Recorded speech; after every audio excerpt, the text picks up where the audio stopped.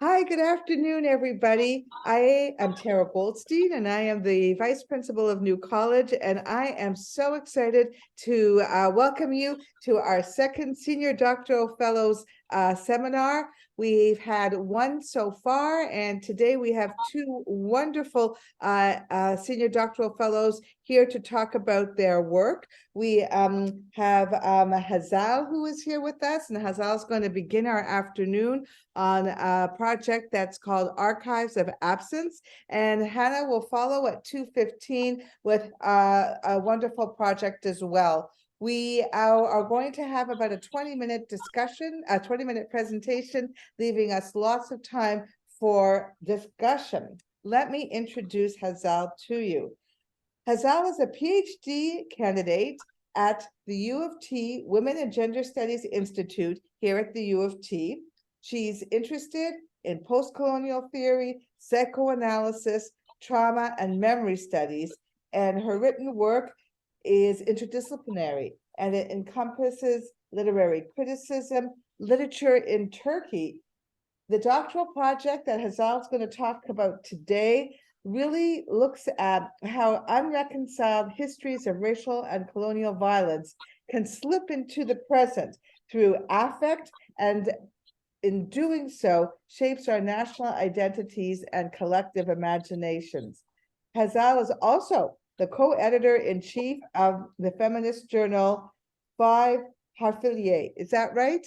Beş harfliler. It's good enough. Close enough.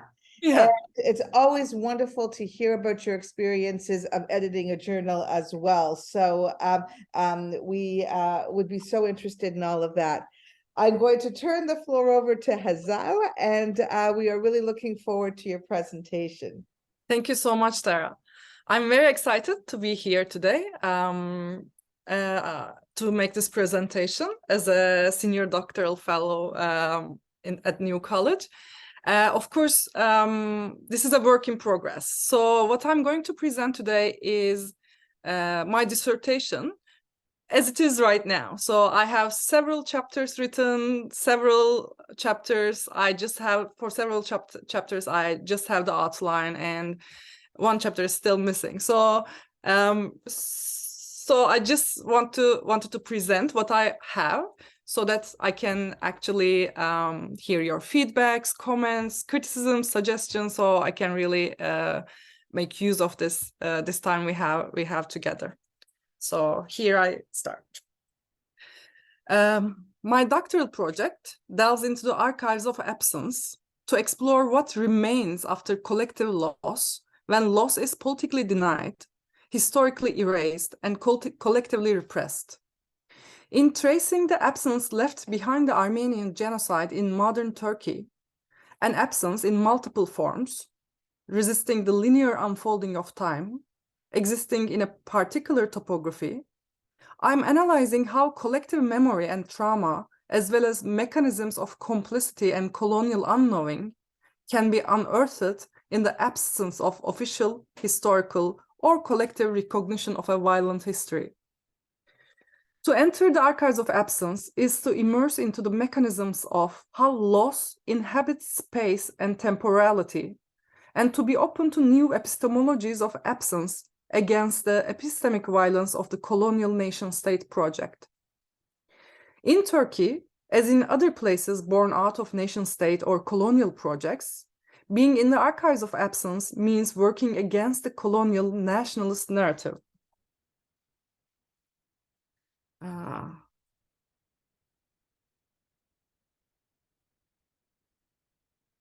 Sorry, let me figure out the slide. Yeah.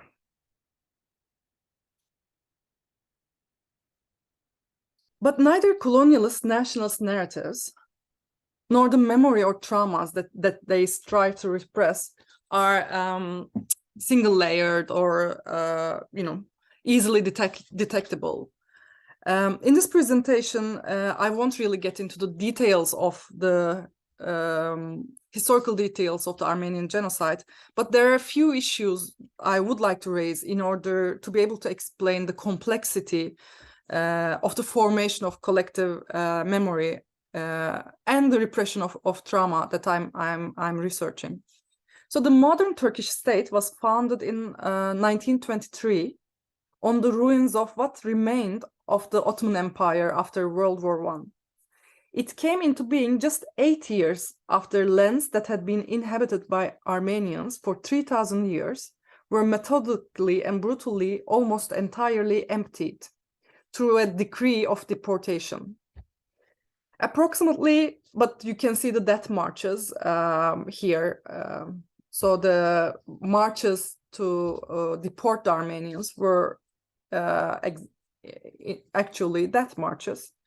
And in the process, approximately 1 million Armenians, as well as tens of thousands of Assyrians, Chaldeans, and Yazidis were killed in this process of so-called deportation.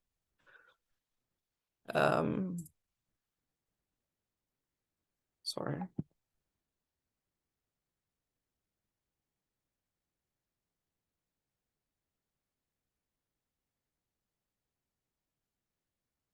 Here in these maps, you can see actually the routes in the map below. You can see the routes to the Erasure desert in Syria. So Armenians were deported from all these locations, and the big red dots show actually the mass killing sites. But the idea of that they were going to be deported from the north until the south, where there's the black dot is the Syrian desert.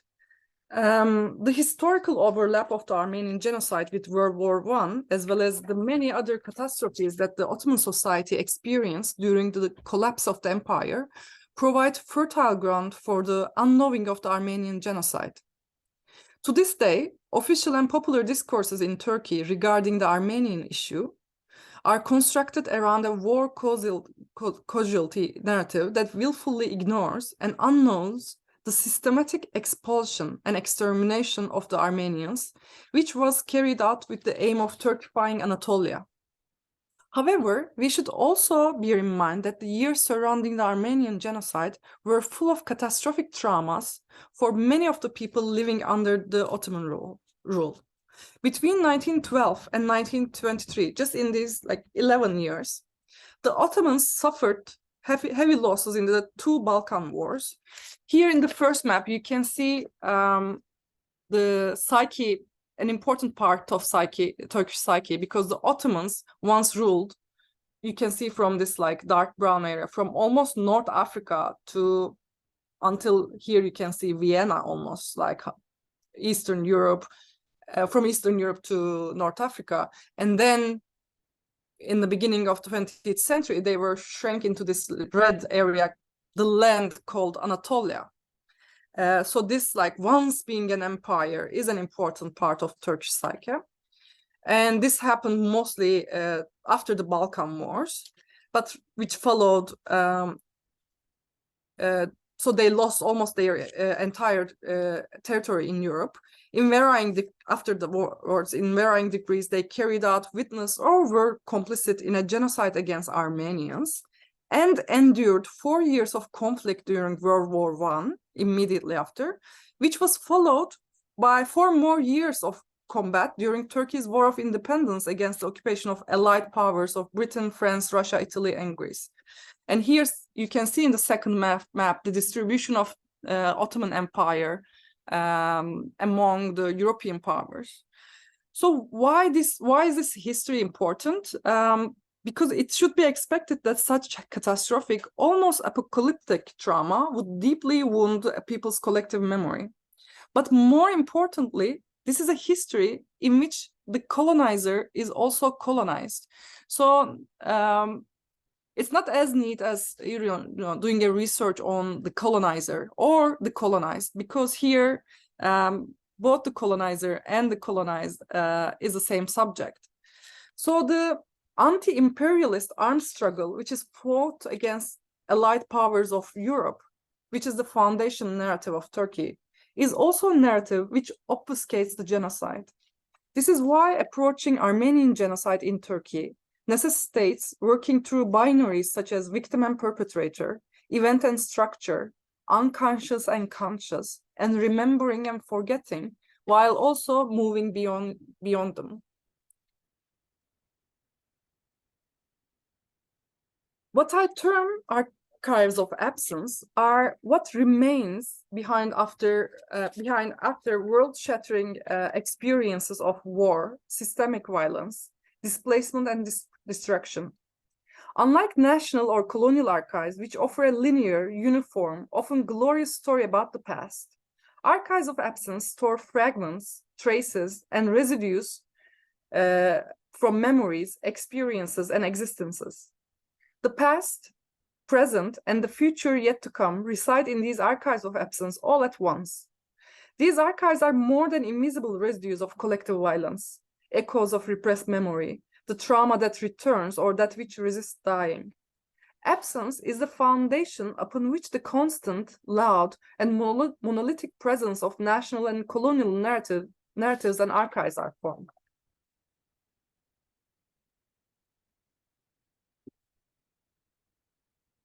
The word absence in the context of the Armenian genocide can refer to a variety of phenomena, beginning with the absence of 1.5 million Armenians who were murdered in 1915 and 1916, and the gaps in the historical record of their extermination and expulsion from Anatolia. Or it can refer to the collective silence about who now inhabits their homes.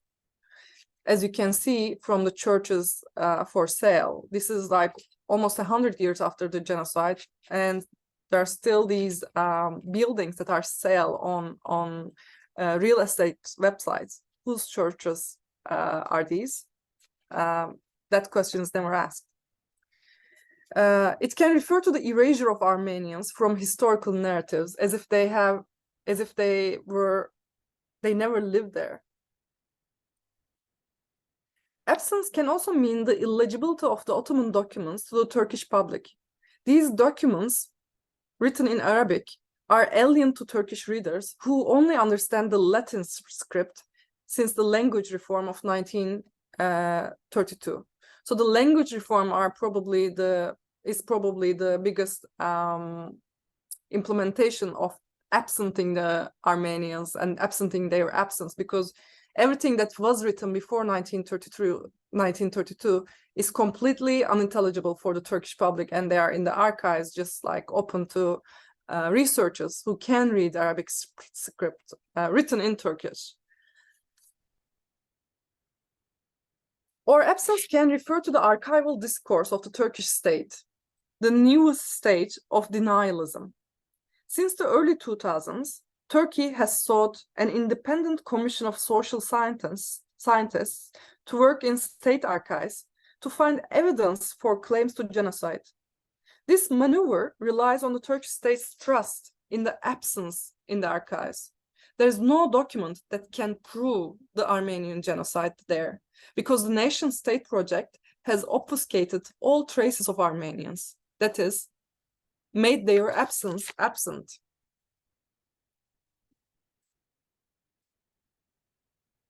My research proposes new methodological pathways of doing archival work in the face of colonial erasure. Working in the archives of absence means to excavate the past in a variety of sources and fields. I primarily search Turkish literary texts, or I should say I use Turkish literature as my primary ground, because the text of history and the text of literature collaborated in the denial of the Armenian genocide in Turkey. They constructed, circulated, reproduced the same discourses about the Armenians. And this discourse is mainly the Armenians were deported because they were joining the Russian forces to fight against the Ottomans in the World War I. So their expulsion was a military necessity. But what differentiates literary text from that of history is that in literature, it is more difficult to close the borders of a text to intruders. A fictional story hosts objects, landscapes, feelings, depicts dreams, nightmares, and awakenings, and presents journeys of reminiscence between the past and present. And each of these elements that form the fictional world of the text have the potential to claim a different kind of truth, different from what the text seeks to establish discursively. So I take my tips from literature, then I search the newspapers, journals, Armenian testimonies, writers' personal correspondences, heritage maps, and the official archives. I searched texts related to the towns and villages where the stories in the Turkish literature's foundational text take place. I examined the Armenian sources, which tell me how many Armenians lived there, how they were deported, where the massacres took place. I searched newspapers and journals that were written in Ottoman Turkish and rendered unintelligible after the 1920 and 32 language reform. As the texts take me to other texts and the literature leads me to the unnarrated history of the Turkification of Anatolia, the land, I return to novels, reading what is left out from and yet still finds a way to enter the texts. In each chapter of my doctoral project, I explore a different archive of absence. So today I will briefly summarize my chapters for you, the ones that are more or less done. And I will also mention the chapters that I'm planning to write a little bit, because I'd love to hear your feedback and suggestions. So let's start with the Armenian ghosts. In this first chapter, I delve into the archive of spectral things and trace a particular kind of absence presence through Armenian ghosts and figures that haunt the social and cultural imaginary in Turkey. The first one is a forgotten literary character from 1918, Vikran Haikyan, who is the one and only Armenian literary protagonist written by a Turkish author. The second text I focus here takes the Armenians as a categorical ghost, I claim. It is the foundational literary text called Short of Flame, Ateşten Gömlek. And finally, I move on to the journalist Hrant Dink, who was assassinated on a main street in front of his newspaper in 2007 by a young Turkish nationalist. I believe in the close reading of these figures, we see that the ghost is not simply a dead or missing person, but as Avery Gordon suggests, a social figure. It's a social figure, and suggests investigating it can lead to that dense site where history and subjectivity make social life. I don't really have time here to get into the details of the literary text, but I do want to mention Hrant Dink's death, his assassination, briefly. Hrant Dink was the editor-in-chief of the bilingual Turkish-Armenian newspaper Agos, a human rights advocate and the most outspoken Armenian activist in Turkey. In the mid-2000s, a brief window of liberal politics opened in Turkey, a window that has since slammed shut, I can say. In part, the question of confrontation with the past became an important discourse for the AKP government during this time. And the Hrant Dink became the public face of confrontation with the Armenian issue. He became a regular presence on television, unearthing the wounds of the past. He was a talented storyteller and was attacked by Turkish nationalists quite often, and he was eventually murdered in 2007. Hrant Dink's death, I believe, marks a turning point in Turkey in terms of in Turkey, whose reverberations are still felt to this date. The denial of the Armenian genocide is not only a legacy of forgetting and ignorance about what happened to the Ottoman Armenians in 1915, but also a regime which maintains the genocidal logic through complex mechanisms of power and elimination. The Armenian genocide establishes Turkey's present through political mechanisms of perpetuation and institutionalized denial. It is a fundamental component of the state and identity. The modern Turkish state, which perpetuates the denial of the genocide through institutions, constantly reorganizes and recreates itself through that denial, and the Turkish identity is reformulated along with it. So the ghost is not only a historical or literary figure in Turkey. The Armenian who demands recognition of his death, in this case, Hrant Dink, who demanded recognition of the genocide of Armenians, poses a threat to the very foundation of the regime, hence his assassination. In the second chapter, I delve into the relationship between memory and landscape, and I look at the depictions of Anatolia, which in Turkish narratives is the landscapes of hope and unity because it was rescued from the European colonizers through an anti-imperialist struggle. Whereas in the Armenian testimonies, it's a deathscape of mass graves and human residues. So there are two Anatolias, this land that most of Turkey is built on. A necrogeography of genocide and massacre, and then Anatolia as a landscape of the anti-imperial struggle and national pride.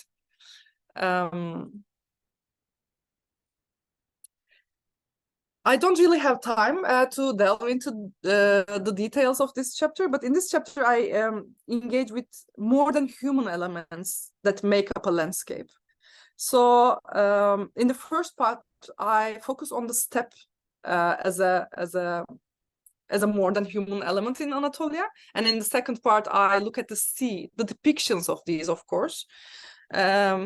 Because these two represent two different paths in Turkish nationalism, which is the steppe represents the Turkish nationalism that claims that all Turks are coming from Central Asia, and the sea represents the movement called Blue Anatolia movement, which claims that all European civilizations started from Anatolia. So you can figure the rest.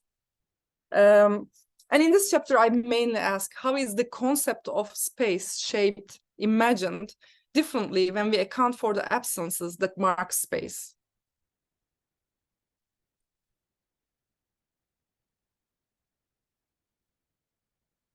This is just a few images from the Blue Anatolia movement. I think here, like what I try to do with looking at the landscape is when the level of repression is to such extent like we see in Turkey, I think the horrors of this repressed memory are kind of transferred to almost to the land, earth they were inflicted on. And it is possible to trace that through the affective language used in the depictions of Anatolia, even though the writers are trying very hard not to mention certain things. That's why I think tracing is possible. And the third chapter, finally, I look at the repetition in the third chapter as a form of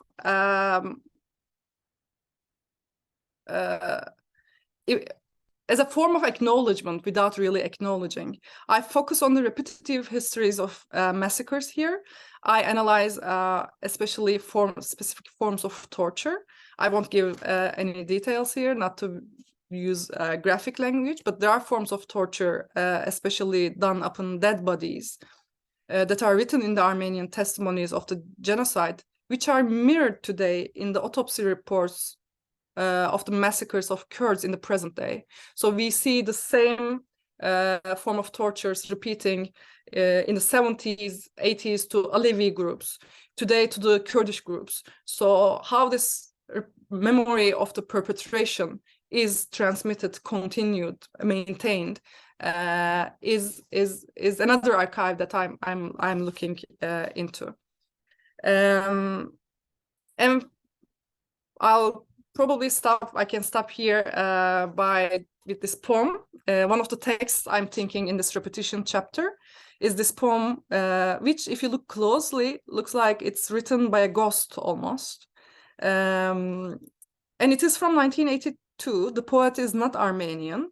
The poem has nothing to do with Armenians. It was written almost 70 years after the genocide. But I think the haunting that is traceable in this poem disrupts the linear unfolding of time. It is possible to find the ghost of past and future in it together, because Metin Altıok, much like the lines from his poetry, was also carved out of the photograph with a rough pair of scissors. He was one of the 33 Alevi intellectuals who were burned alive in a state-sponsored lynching in a hotel in Anatolia in Sivas in 1995.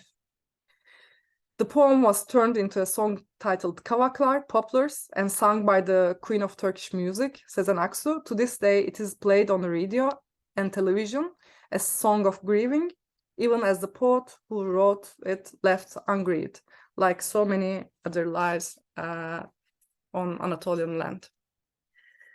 Thank you. That's it from me today. Thank you, Hazal. Can we all just give Hazal a big either sign with our hands or with our reactions? That was so well done. Thank you so much. Such a powerful ending with the poem that we could read the lines and your explanation of how it's been turned into music and lives today. We have 15 minutes for discussion and for questions, and then we'll turn it over to Hannah. And maybe I'll begin. One of the things that I'm always interested in, Hazal, is why this topic, why the research methodology you used, in this case, literature, and who do you hope will read your thesis? So those three questions, because they're all kind of connected. Why did you start this project, and why in the end did you choose novels? There's many ways you could have approached the topic. And who do you hope will read your thesis? Thank you, Tara. These are wonderful questions.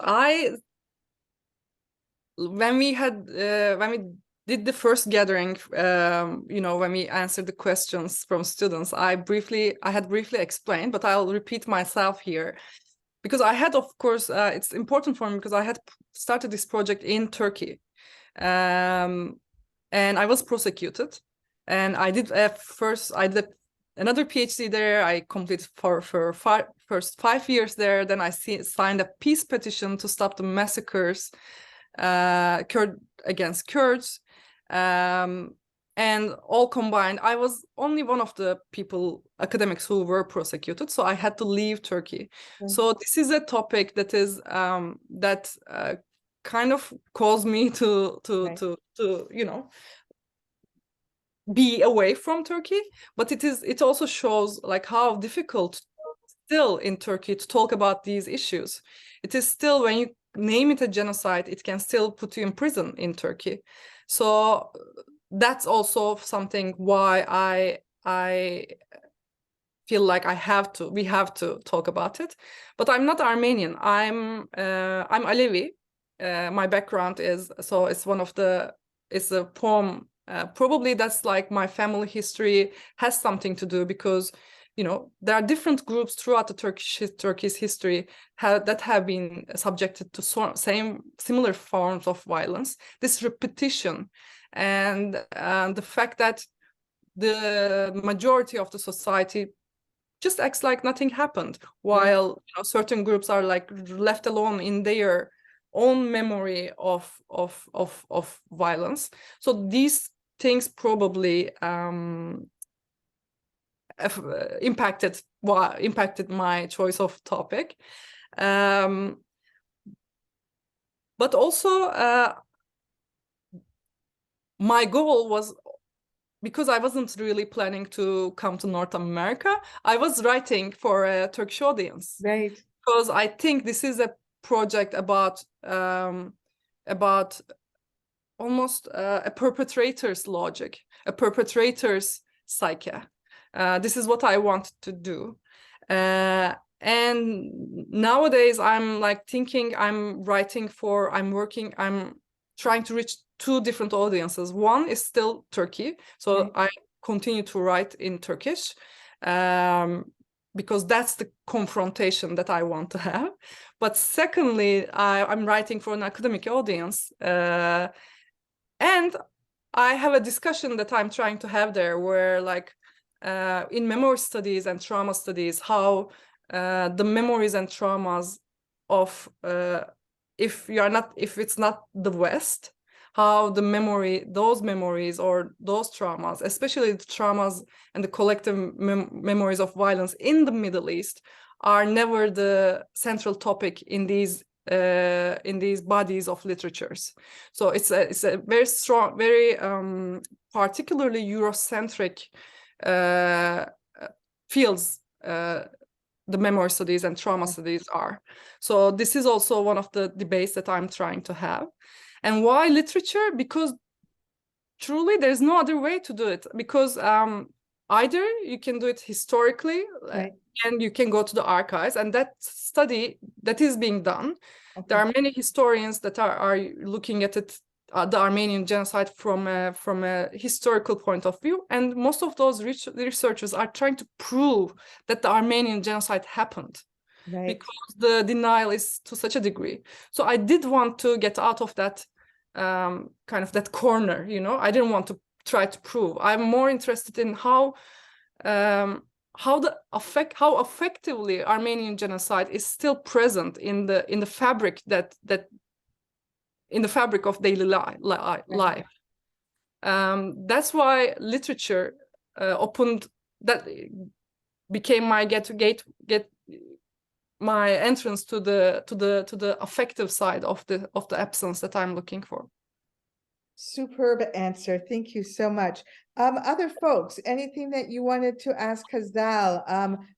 We heard it from about 3 chapters. Go ahead, Hannah. So I'm super compelled by your work, mostly because for my master's research, my background is in gender-based and sexual violence, and silence and absence was like what my master's thesis sort of pivoted around. So I wanted to ask you a question that came up for me in my master's work that might be relevant to you. So, you know, I obviously, similarly to you, I was looking at how silences and absences are structural, right? They're created and they're maintained, and there's labor that goes into creating these silences in our memory, in our actions. But something I tried to think about was how silence is also mobilized or used by the oppressed person, the person who is presumably being silenced or whose history is being made absent. How do those people, how are they, or how might they use silence as a mobilizing force, or as a site of resistance, that kind of thing? So like in my case, I thought a lot about Audra Simpson's idea of ethnographic refusal when working in Indigenous communities. So does that come up in your work? Has that, have you seen that in any of the literature that you're engaged with, that kind of thing? Yeah, thank you so much, Hannah. This is actually, yeah, silence takes, as silence like absence takes many forms. This is one of the things I think I came across most. But probably the difference that in terms of the silence that I'm looking into, I'm trying to avoid getting into the discussion about the victim here, in this case, the Armenians, because the literature is already, as you know, the trauma literature is very victim-centered, whereas I think I'm trying to understand the perpetrator's psyche. Of course, the perpetrator is not always perpetrator. You know, it has many other identities in life, mostly perpetrator. Sometimes he's the one that just forgets, willfully ignores. So that's, I think, what I'm trying to do. The 2 paths that I'm trying to understand the silence of Turkish psyche is trauma on the one hand, and colonial unknowing on the other hand, because the silence that I'm looking for is only mobilized in the hands of the nation state project. Armenians, of course, I know, I mean, I'm not really writing on it, but I know that Armenians are also using silence as a political tool, especially in the last 10-20 years, as you see, like in many countries that have passed laws in terms of acknowledging of the Armenian genocide. So almost like after 80-90 years of silence, there has been a confrontation period with the Armenian genocide. So their relationship with the silence is very different, but I'm more focused on the Turkish side. Thank you so much. Anybody else?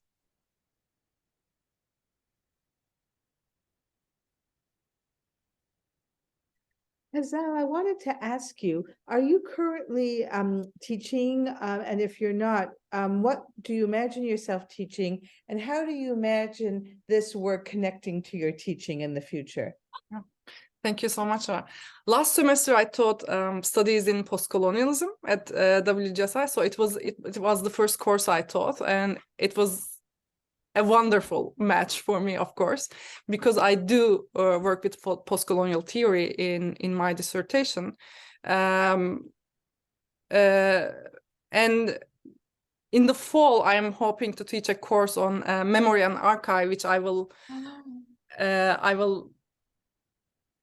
hoping to have more liberty in terms of gathering the syllabus myself and working through. But I think what I see here, in the Canadian context, so there are many similarities. For example, in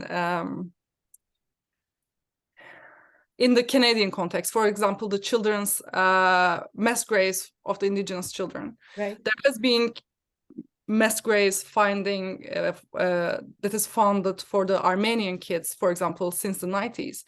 So we see that at some level, there is a similarity on the violence level, for example.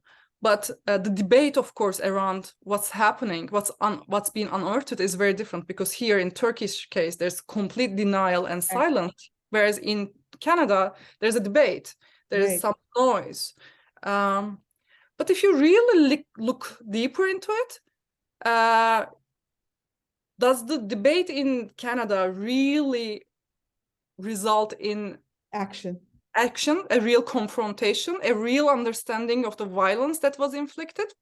No. So I think they might look very different debates, but in the form of absenting, like not disregarding, like just like there are other connections. So what I'm trying to do in my syllabuses and in my teachings, I do try to bring lots of experiences, but also theories from the Middle East, where I'm from, because we are not only stories, we also there are also great theory that are coming from those lands. So I do try to incorporate those readings to my syllabuses, but also try to make these connections, how very different contexts show similar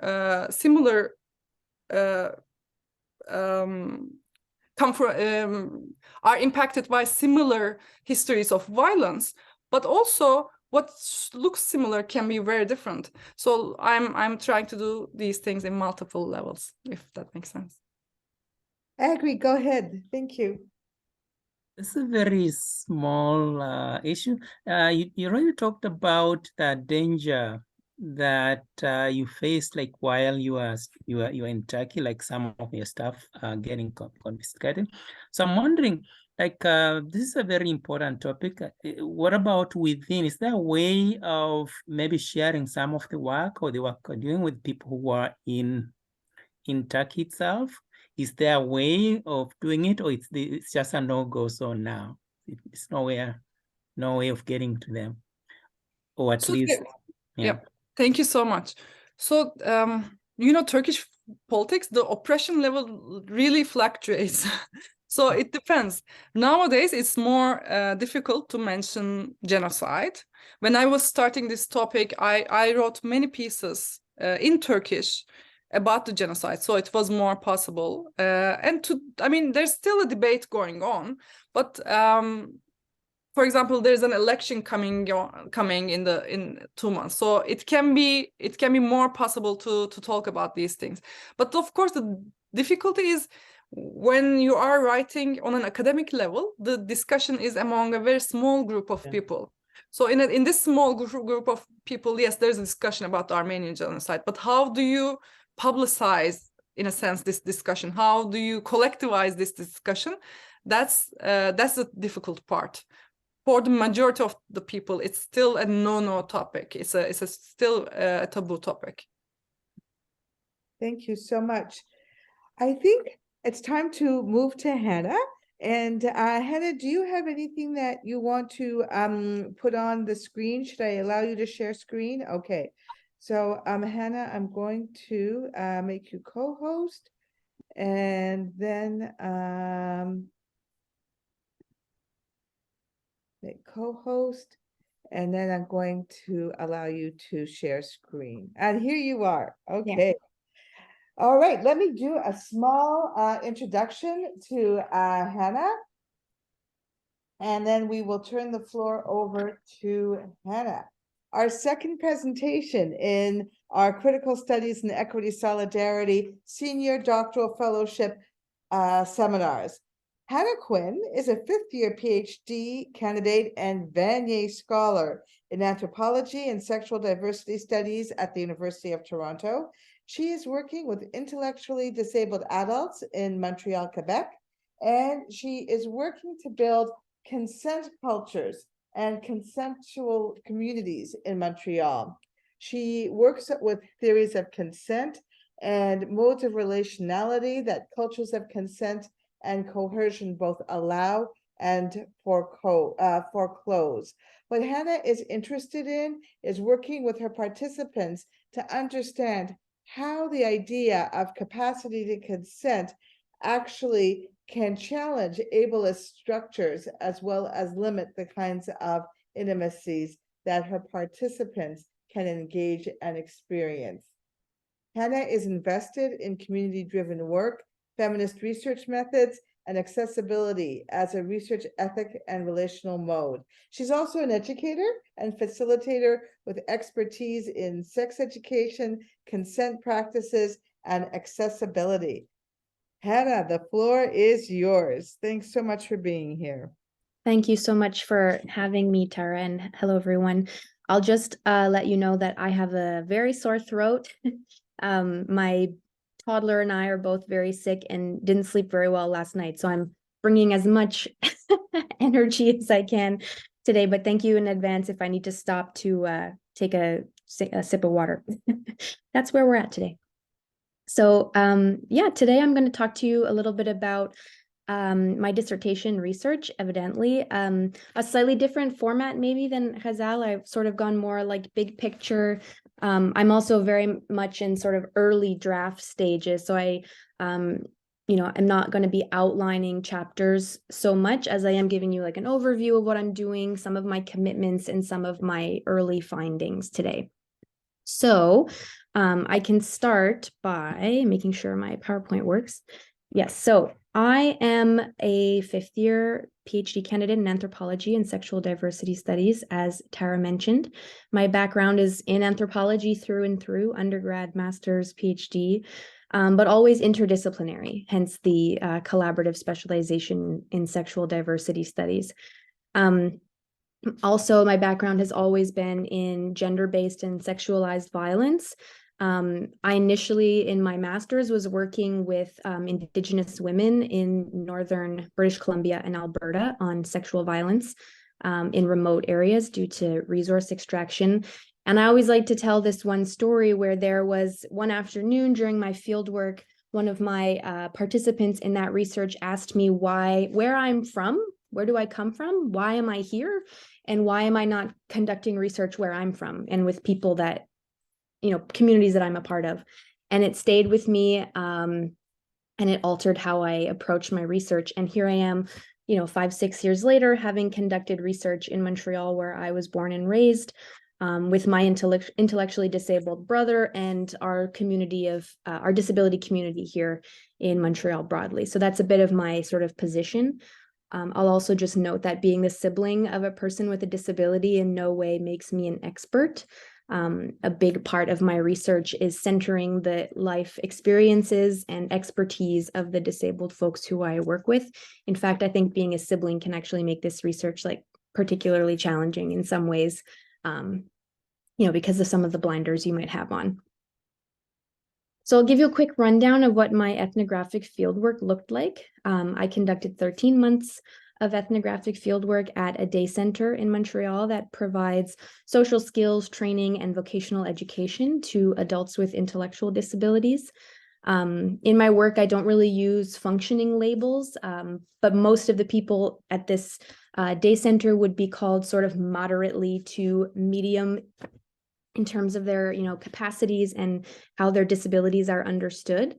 But again, those aren't labels that I'm particularly interested in. The day center just provided a sort of delineated space for me to sort of define the contours of my research. Methodologically, ethnographic fieldwork looks like participant observation, focus groups, interviews, and other arts-based methods. I work with quite a few people who are minimally or nonverbal. So arts-based methods are really useful for understanding folks who may not communicate in normative manners or normative ways. It's a really useful way to do this kind of participant observation. And sometimes I jokingly say that my participant observation looked like playing bingo every day with participants. I'd spend 3 or 4 days a week, evenings at the day center, played a lot of bingo, a lot of Uno, a lot of cards, watched a lot of movies. But we just call it in anthropology sometimes deep hanging out as the method. And I definitely did that. Accessibility is hugely important to me. And I think academic research tends to be fairly inaccessible, especially to people who don't communicate in normative ways, or for people who are, treated or who are infantilized or assumed to be incapable or unwilling to participate in research. So making my methodology accessible to the folks I'm working with was hugely important to me and took up a very large chunk of my, preliminary research. So sometimes that meant like making sure materials were in plain language, a lot of repetition, that kind of thing, but it's integral to how I do my work. And finally, like so many people in my stage of the PhD, I was interrupted by the pandemic, which meant a redesign of my project, and about 6 months into my fieldwork, significantly transitioning to virtual methods. So this has it's had a huge impact on my work and the type of data that I've had to transfer to, but also very revealing in other kinds of ways, which I don't know if we'll have time for today, but I'll just put that pin in there for now. So my concern or my research is about, as I said, historically, I've always worked on sexual violence and sexual subjectivity. And if I'm asked why sexuality, why is this important to you? I think it's important to stress, of course, that sexuality is not only something that is personal to us, it is a deeply political subject position. It's also a significant axis of oppression, and as such can also be grounds for alliance and political solidarity. In my work, I tend to focus not just on violence and the negative, but as well as pleasure and desire. And I think that focusing on the pleasure and desire as it relates to sexuality is also important grounds for alliance and coalition building. And then the question, of course, is what happens when we think sexuality and disability together, right? And I think both categories, both fields of research benefit greatly from being brought together. I think for many, it's an unexpected marriage of two ideas because disabled people are so frequently thought of as not engaging in sexual culture or having sexual desire or rights related to their sexuality. So a core question at the core of my research is this idea of the problem of sexuality for folks who are intellectually disabled. So something we see among intellectually disabled folks is the idea of desexualization and infantilization. Of course, you see in popular media and we see in service provision settings that people who are intellectually disabled are presumed to, like I said, not have an interest in engaging in sexuality. And if they do, they are treated like children. They're presumed to be incapable of making decisions about their everyday life, let alone access to intimacy and sexual relationships. Now, while desexualization is a key part of how intellectually disabled people experience sexuality, there's also two ways in which this can happen. They can be deemed non-sexual, so like I said, this sort of project of infantilization, or are framed as hypersexual beings, right? People whose sexuality is actually considered predatory or a threat, and this is often gendered, right? So, for example, a man who has Down syndrome, his sexuality may be seen as threatening to society, whereas a girl who is autistic may be framed as someone who is likely going to be a victim of sexual abuse or sexual assault. So these are very effective and powerful stereotypes in the lives of intellectually disabled people and how they access sex education and information and opportunity related to their sexuality. So what this means is whether they're perceived as hypersexual or non-sexual, this results in what Michel Desjardins, a fellow Quebecois scholar, has called a special sexuality. So this is where we get to the idea of the problem. Sexuality and disability, sexuality in the context of intellectual disability is always framed as a problem, which means there's always this effort towards solutions to the problem of sexuality. Especially given that we know statistically that intellectually disabled adults experience a disproportionate level of sexualized violence. So what does this mean in terms of everyday life, in terms of decision-making? It means that their sexuality is highly regulated under a great deal of surveillance, and they experience protectionism on the part of caregivers, parents, and staff at the day centers that they attend. And of course, the question of what about pleasure, what about desire is off the table for the most part. So where does sexual inaccess come from, right? Through my research, I've tried to search for what are some of the structural reasons, policy implications, various factors that lead to the inaccessibility of sexuality for adults labeled as intellectually disabled. So we have the issue of shame and stigma, right? For all of us, shame and stigma shape our access to sexuality, but in the case of intellectually disabled adults, even more so, given these levels of protection and surveillance. We see a lack of representation in media, right? This issue of infantilization is so prevalent that it's very rarely do we have examples of adults with intellectual disabilities engaging in pleasurable, meaningful sexual intimacy. Something I found in my research is this question of opportunity. So many of the adults who I work with live in either group homes or assisted living or in shared apartments with other adults with similar intellectual disabilities. And their finances are highly regulated by caregivers and staff who support them, whether they're under, guardianship or not. Which means, to take someone out on a date can become a very arduous task when you need to ask permission to access your own money to take someone on a date. The question of transport comes up there as well, right? If you're someone who relies on adapted transport, the spontaneity of when you're texting someone and you maybe want to go meet someone for the evening and you have to book your adapted transport means, access to intimacy becomes very difficult. And finally, privacy. One of the examples I can give you, for example, is in one of the group homes that one of my participants lived in after a series of issues about intimacy, their doors were taken off of their hinges in the group home to basically eliminate privacy, right? Or eliminate access to privacy. So people being forced to live in situations where they don't even have a space in which to engage in intimate acts of any kind, either with themselves or others. Another point that came up when I was sort of looking at the issue of sexual inaccess is compulsory heterosexuality, right? So a number of my participants don't identify as heterosexual, but they find themselves working with aides or support workers who are perhaps homophobic.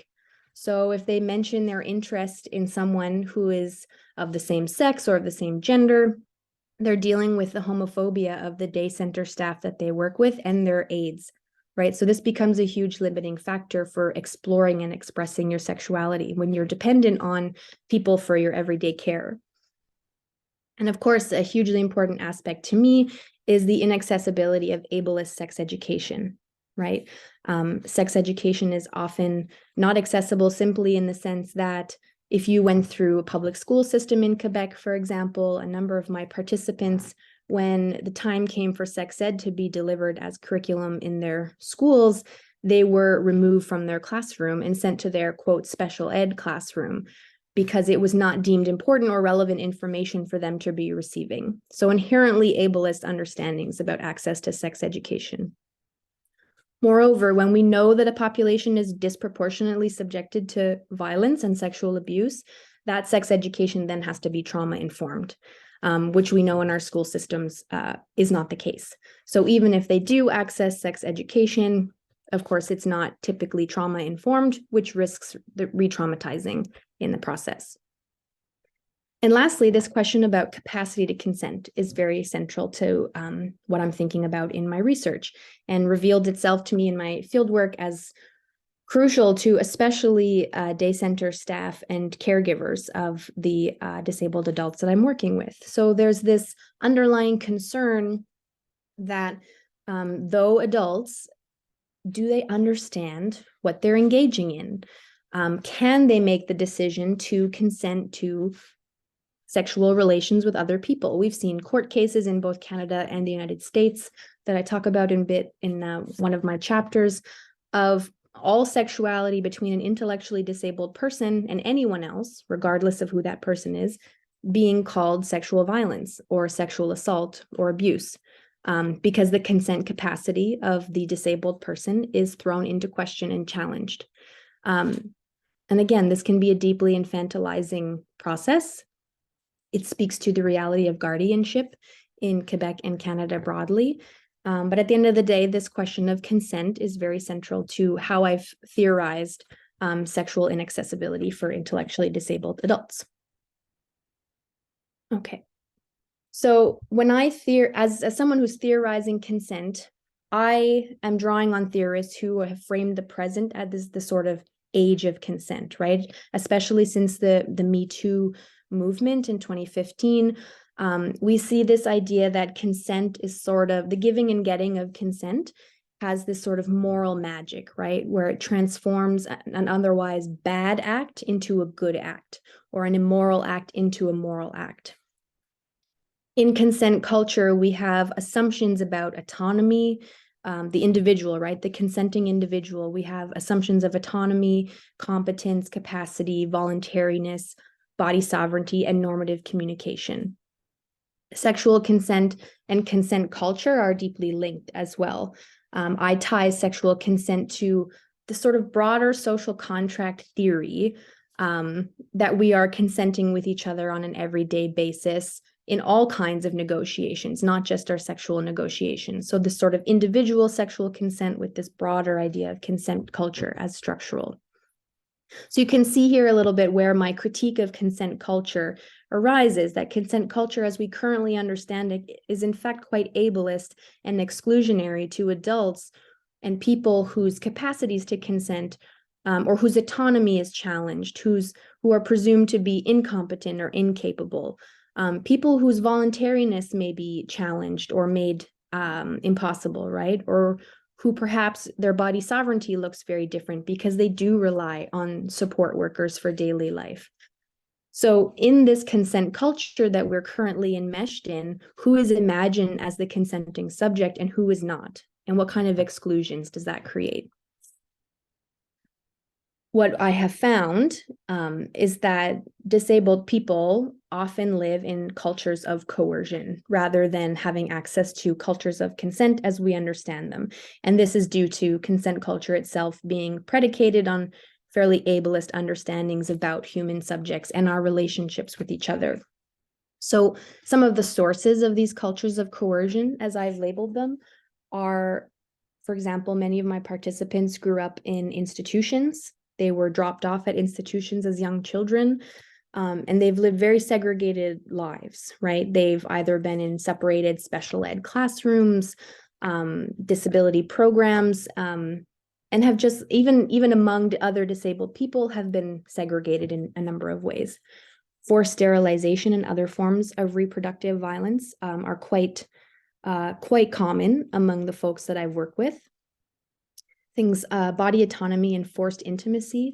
So I would describe forced intimacy as the experience of having to, for example, tell a doctor or a social worker or anyone really who's sort of the arbiter of whether or not you will access services, demanding that you share intimate aspects of your life all the time, over and over again throughout your entire life, right? So that forced intimacy of sharing personal information about yourself to access services.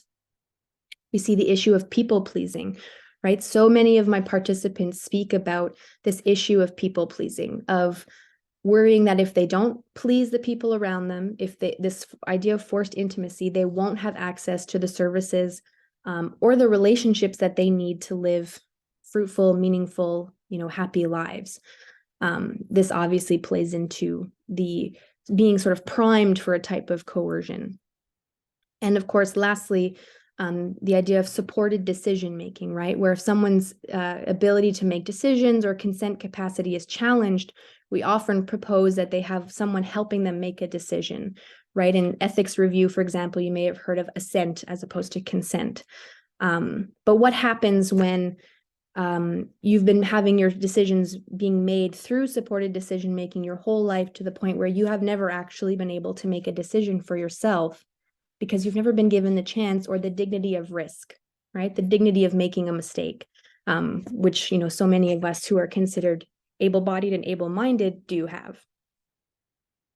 So I want to sort of start wrapping up because I know we don't have a ton of time left, but I'm an applied researcher at the end of the day and an educator. So for me, what's so important and what my dissertation is sort of leading me to is this question of dreaming and doing an anti-ableist consent culture. What does a consent culture look like that takes seriously the accessibility needs of my participants? And what I have found is, despite scholars and policymakers viewing intellectually disabled adults as people who are not politically active citizens, people who are not protesting or creating, meaningful artwork and this kind of thing. There's lots of evidence to that effect, of course, that in fact they are demanding and modeling anti-ableist consent cultures on a day-to-day basis. And demanding this of the people around them as well. They are presuming their capacity and presuming the capacity of their fellow disabled community members and demanding that those of us around them take that very seriously. So of course, in my dissertation, I outline some examples of this. And much to my own surprise, as I have found myself talking about friendship much more than I expected. When you go into a field site thinking that you're going to talk about sexuality, of course, queer theorists have been telling us forever that friendship is a site of sexuality as well, and perhaps a very, liberated one. But I've found myself talking about friendships as a very important relational site for intellectually disabled people to exercise and practice anti-ableist consent culture, and to push back against these cultures of coercion. For me, this has also looked like working on a sex-positive, trauma-informed, and accessible sex education curriculum at the day center that I'm working at, which we just started putting into, we created the curriculum and have started to put it into practice in the past 6 or 7 months, which has been an extremely rewarding experience. And thinking of consent as a practice, as a relational practice that we need to be critical of, right? Because I think in an age of consent, we may forget to think about consent critically and what it forecloses and what it makes impossible. And my research is showing me how people who are presumed to be not able to contribute to academic discourse or who won't find themselves in university hallways have a great deal to model and show us with regard to the critique of and anti-ableist practice of consent culture. I think I'll leave it there for now. But yeah, open to questions. Thank you so much, Hannah. Fascinating work, fascinating work. Can we just give Hannah a big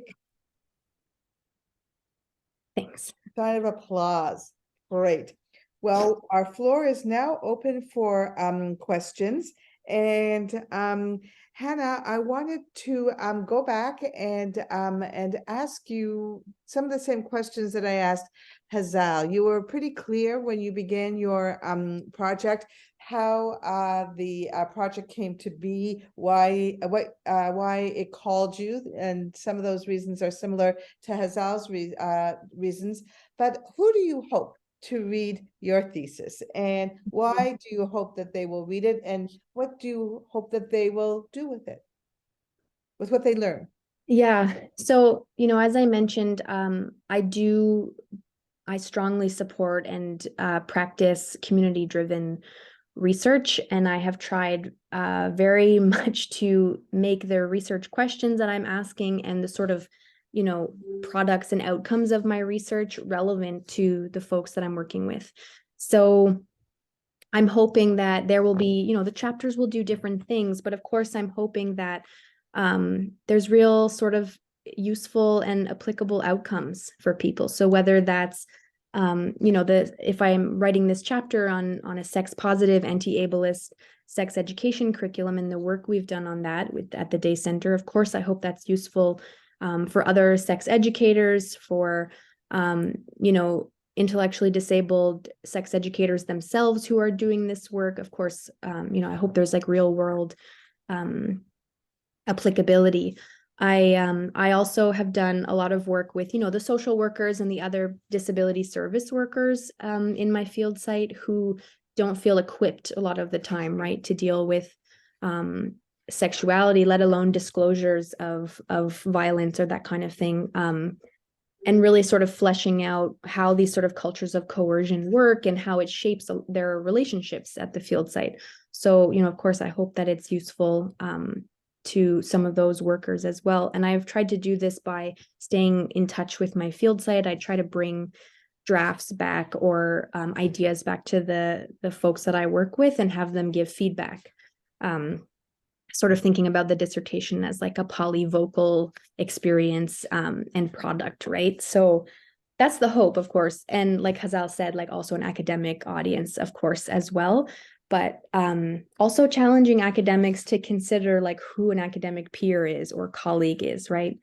As I said, like most of the disabled adults I work with will never find themselves in a university classroom or hallway. And really asking, why is that?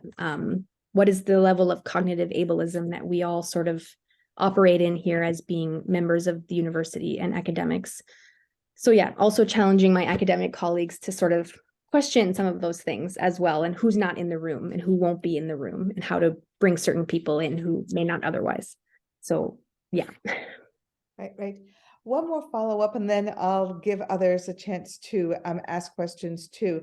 The whole idea of working with social workers and other caregivers and talking to them about a culture of coercion can be very confronting. I mean, I think people go into the helping professions, because they're convinced that they have something to give to support vulnerable folks, right? And when you start to talk about a culture of coercion, how are some of the folks that you're working with, how are they responding? And how then do you respond to that? Right. So I think, the same way that we could argue that patriarchy doesn't just impact women, right? Patriarchy also impacts men and masculinities and the options available to men in terms of masculinity and their access to femininity. I think I would say the same thing about a culture of coercion. Coercive cultures also impact caregivers and staff at my field site, right? So an example I could give is that I had a focus group with a number of caregivers, parents, who are very concerned about end-of-life planning. Right. And so we had lawyers come in, we had a bunch of resources and tried to have this sort of prolonged discussion about end-of-life planning for their adult children and what would happen when they were no longer here to provide care or direction. And what so many of the lawyers were telling us was, you really need to put your adult child under tutorship, which in Quebec, or curateur public is what we call it in Quebec, it's essentially guardianship, right? And there's different extremes, there's different sort of a spectrum, but guardianship essentially like removes someone's rights to make decisions, right? And so the parents were very frustrated because this isn't what they wanted. No. It's not what they want for their adult children, but the legal mechanism and the sort of protection regimes that exist in Quebec are such that they feel compelled to put their adult children under guardianship as a solution to these end-of-life questions and concerns that they have. So they too are being restricted by a culture of coercion that is ableist, right? And where there are very few options for their adult children. So they recognize that this is a problem for them as well. they're all negotiating it to the best of their ability, right? And it's very important to me in my writing to not, similarly to Hazal perhaps, like not represent the parents or staff members as perpetrators of Right, of right. a culture of coercion, right? We're all sort of participating in it in different ways. Yeah, I think I have other examples, of course, but I think that to me is a fairly salient one, at least for caregivers. Very, very powerful. Okay, anybody else want to ask Hannah a question or share something that seemed to be really important, something that made you think? I put down notes for both of you on things that were standing out for me as key to your work. Yeah. Go ahead, Hazal.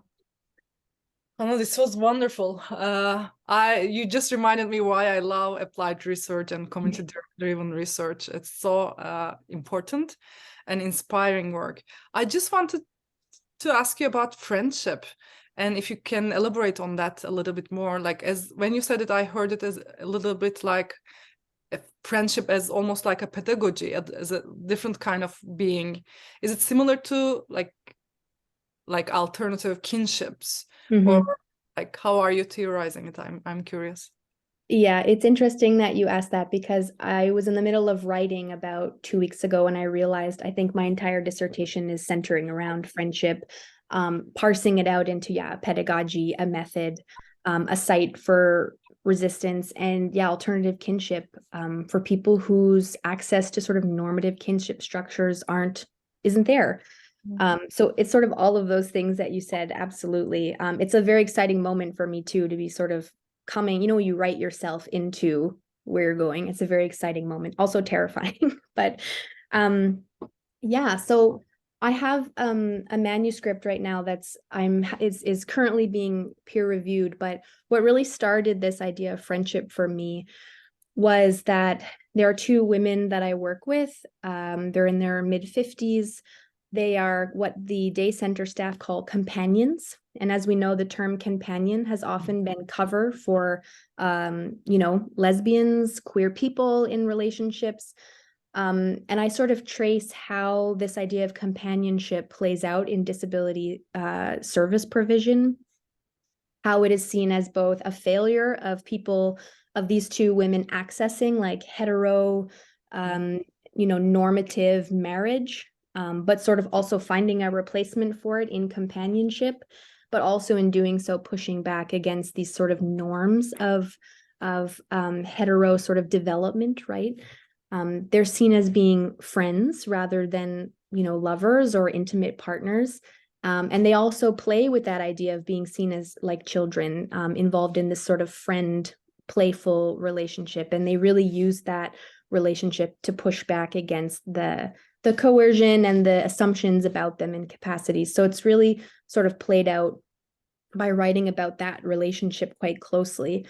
And what I discovered upon writing that was that disability service provision relies on friendship as to disperse disability services, right? It becomes a key relationship through which people are accessing disability services.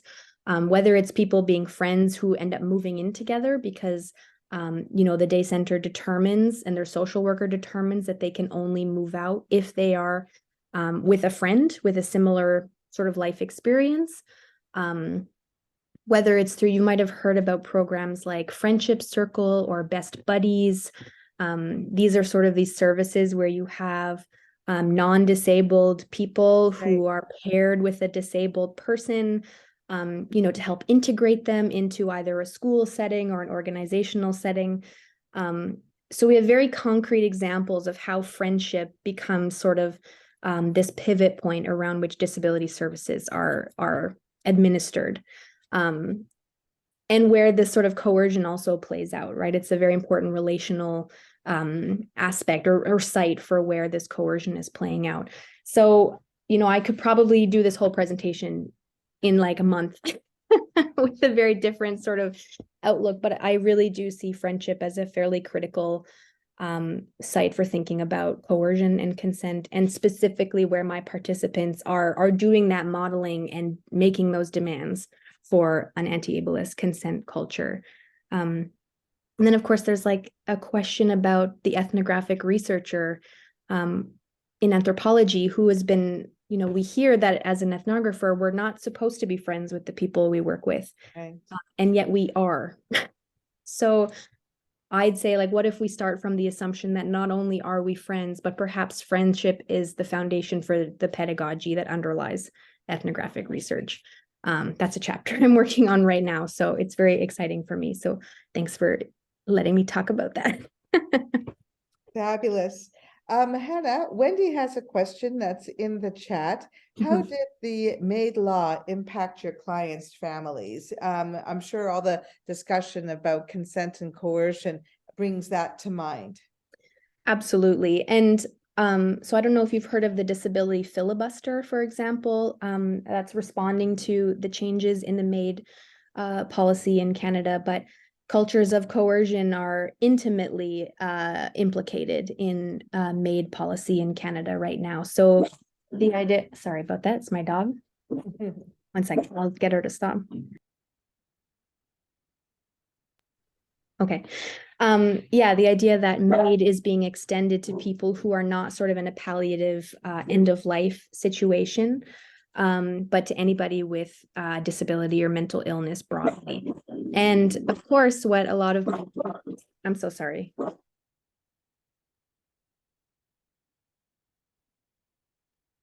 There's an Amazon delivery next door.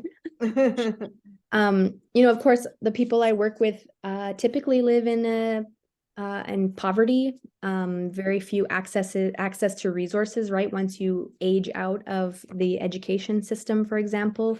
And so there is a sense of coercion for a lot of disabled folks, feel compelled to initiate a MAID protocol.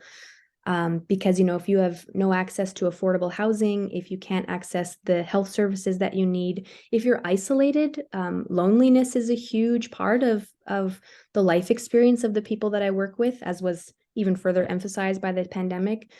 But when those are your life conditions and no one is making it obvious that there's any way to fix those, then feeling compelled to initiate a MAID protocol is a very real thing. Not to mention the risk of medical coercion, right, which we know exists among Indigenous women, women of color, and disabled people, and women especially. And that's, of course, part of like a long history of eugenics in Canada. So MAID is definitely being talked about as part of this broader eugenic project and deeply anti-ableist project, especially since the pandemic. So yeah, it's a very big discussion, and I'm also happy to sort of share other resources too, if you want to talk to or hear from self-advocates who are having this discussion as well. Thank you Thanks, for that. Jeff has his hand up. Go ahead, Jeff. Thank you very much for that, Hannah. My question is completely rooted in ignorance, both of the subject matter and the legal framework I'm about to ask about. So if it is just not a good question, don't feel compelled to answer it. But I feel like thinking about people's desire to have agency over their own sexuality and desire, and their caregivers, the caregiver relationship is, to me, it would seem to me, governed by regulation and statute, and there's the legal responsibility. And do you encounter, working with the people that you're working with, this tension between wanting to do what is correct in terms of law and regulation and wanting to do better? And does that affect the relationship between the person in care and the caregiver? Are there tensions that come out in being introduced to a new way of thinking through this whole topic? Mm-hmm. What does that look like in terms of the frameworks that they work within? Right. Okay. I think I'll answer your question, but let me know if I'm not going in the direction you're anticipating. I'll give an example, perhaps. I'll go back to this idea of special sexuality, right? So many of the parents and caregivers that I work with want their adult children to have access to intimacy, to love, to relationships, right? Like fundamentally, they do want that. They also harbor, of course, a lot of anxiety about they know the statistics about sexual abuse. They know they have concerns about the legalities of consent capacity because they've heard this, and this has been in their ear, right, for a very long time. As soon as you sort of have a child with an intellectual disability or are caring for a child with an intellectual disability, these narratives come very early in your parenting or caregiving journey.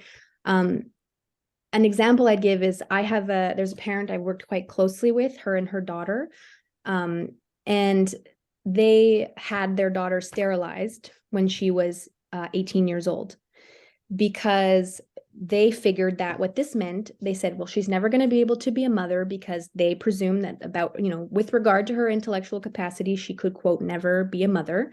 But if they sterilized her, she could at least engage in sexual intimacy without the risk of reproduction, right? So of course, there's like a eugenic argument to be made there. We could question those assumptions, but the family went through the legal process with the medical board, with the courts, to make sure that all the paperwork was dotted and crossed, that they were legally allowed to sterilize their adult daughter, with supported decision making to make sexuality accessible to her in that regard. Upon giving you that example, can you give me your question again so I can see if I'm getting to the root of what you're asking? Well, sorry, I'm not. I hope I don't seem hostile. No. What I was trying to get at is what I hear you talking about is this program of liberatory resistance, where you're working in a legal framework trying to present people with a better, more fulsome life. But in order to achieve that, all the people involved in that puzzle have to engage in that liberation project. And sometimes that's their livelihood. Sometimes that is something they are uncomfortable with themselves. And I guess I was just wondering, is that something that you see playing out? Is more a curiosity question than a probe about your theoretical knowledge question? Yeah. No, I mean, I think that there is a very wide diversity of pushback, or there are people who are completely uninterested in this sort of liberatory framework that I present, of course. There are some people for whom a culture of coercion, as I describe it, or as perhaps myself and other participants describe it, would call that just being a good caregiver or being a good, right? It's that sort of protection regime that they've internalized, the sort of legal language of protection that's being given to them. They would say that it's not coercive, that it's in fact just the law, or how they sort of interpret policy and whatnot. I also see a lot of people who do their job, their staff who come to work every day, fulfill the requirements of their job as disability service workers, but who, on the weekends or, with regard to the sex ed curriculum that we're doing, are very implicated and interested in what I'm talking about. And often it's at odds with what they're supposed to be doing as staff, right? So for example, there's one staff member who her goal, and I love how she phrases it. She says, if I have a client, right, which is how they refer to their disabled clients. If I have a client who successfully keeps a secret from me the entire time we know each other, that's a success, right? So for her, she's so aware of this element of people pleasing and the forced intimacy that people are engaging in, that, someone will come in and say, oh, I went on a date on the weekend. And she'll say, okay, you don't have to tell me about it. So she sort of practices this politics of non-coercion. And I've always sort of really liked how she framed that, if someone can have a secret, then we've won. And of course, that is not in line with her job requirement in any which way. So of course, there's a tension between the sort of project of an anti-ableist consent culture and the reality of, the everyday of the job of being a support worker. Yeah. Thank you so much for taking on that complicated question. No problem. It's great. Thank you. Very, very clear example. One more question, Hannah. It's a follow-up to the maid related question earlier. Wendy wants to know, is coercion for maids successful? Are there examples of people feeling coerced to engage in MAID. And what is the talk about that? So I suppose I would say that I am lucky enough to work with a group of people for whom I haven't seen this be an issue, right? Most of the people I'm working with are, in a very good situation compared to a lot of their peers, right? In similar situations. So I personally, none of my dissertation participants have activated a MAID protocol or have opened, at least from my knowledge, of course, right? Like it's very possible that they have, and I don't know about it, obviously. So I don't have sort of one-on-one experience with talking with one of my participants about the sort of their experience with a MAID protocol. However, I know from the disability filibuster and, for example, the Disability Justice Network of Ontario, which you might, be interested in checking out, a lot of self-advocates talking about their experience of medical coercion with MAID. So I would highly recommend those sort of two sources. There's a lot of people who are working on, I think a really good example is the sort of changes to the MAID protocol came out around the same time that we were seeing the triage protocols for COVID, right? In like the ICU protocols. And we saw that people with intellectual disabilities were very, very, very far down the list of people who would be given treatment if they had COVID. And there was sort of a lack of resources in the ICU. So these aren't unrelated issues, right? And again, they're deeply grounded in ongoing eugenic logics and policies in this country. So yeah, definitely the Disability Justice Network of Ontario and the Disability Filibuster Group would be two sort of sources for that kind of information.